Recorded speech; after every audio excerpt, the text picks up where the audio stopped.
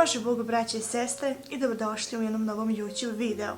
Moje ime je Hadži Teodora i u današnjem videu želim da pričam o Blagovještenskoj crkvi koja se nalazi u Sant Andreju.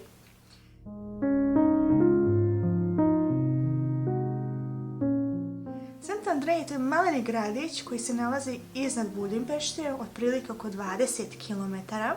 I bili smo ove godine, krajem aprila, početkom maja, i imali smo tu želju da posjetimo te crkve, Srpske pravoslavne crkve, koje se nalaze u Sant Andreju, i imali smo tu i priliku da posjetimo upravo jednu od tih crkvi, upravo Blagovještensku. U sklopu Blagovještenske crkve se nalazi Srpski muzej. Muzej koji sadrži razne crkvene predmete iz perioda kada su Srbi izbjegli iz Srbije u Sant Andreju, da tu nađu utočište gdje su jednostavno za to jedno kratko vrijeme koje su boravili tu stvorili sebi novi život. Tako da tu mogu da se pronađu razne stare crkvene predmete koje su prethodno tu koristili kada su se tu služile liturgije i dok su se pravile te crkve. Kada smo se približili sporednom ulazu, jer ima i glavni ulaz koji se nalazi s drugu stranu, ali taj sporedni ulaz ispred je stajala jedna bakica.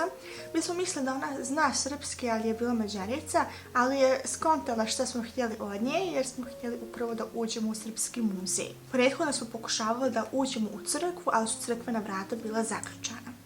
I tako da nas je ona dovela u taj muzej i otišli smo do kase i tu su bile još dvije starije žene. Jedna od njih je poznavala srpski jezik i rekla je, eto, možete da pogledate Srpski muzej, ulazna karta je toliko i toliko, ne mogu tačno da se sjetim, a i odveće nas jedna druga žena do Blagovještenske crkve. Otključat će nam crkvu. Mi smo rekli, hvala puno, blagodarimo na tome. Sad ne mogu da se sjetim da smo prvo otišli u Blagovještensku crkvu ili smo prvo obišli muzej. Ne mislim da smo prvo otišli u crkvu.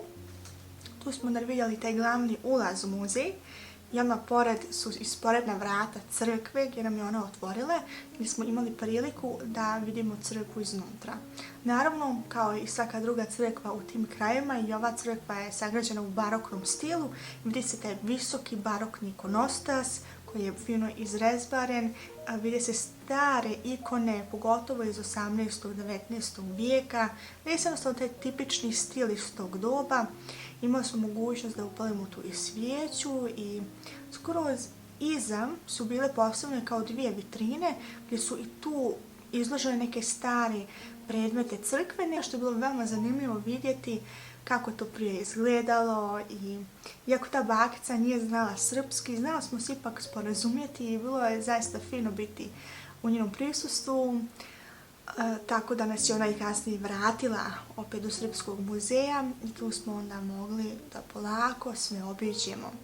Znam da nije bilo dozvoljeno da se snima, ali sam ipak samo malko nešto uslikala jednostavno za sebe, da se prisjetim tog mjesta, jer zaista je fenomenalno, fino su to sve napravili i vide se i stare episkopske odežde i svešteničke odežde, stare ikone.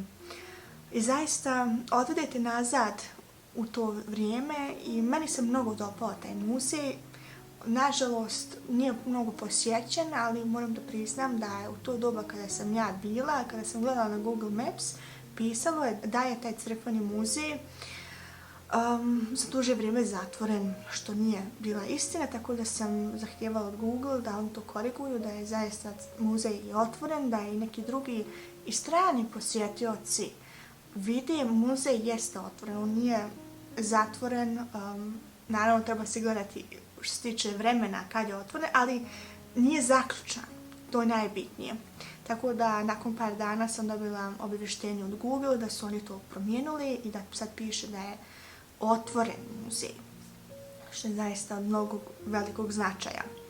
Tako da zaista, kada se nalazite u Budimpešti, uzmite voz. Ja ću vam staviti gore video o našem putovanju. Tu sam navela koji tačno voz vozi do Sant Andreje.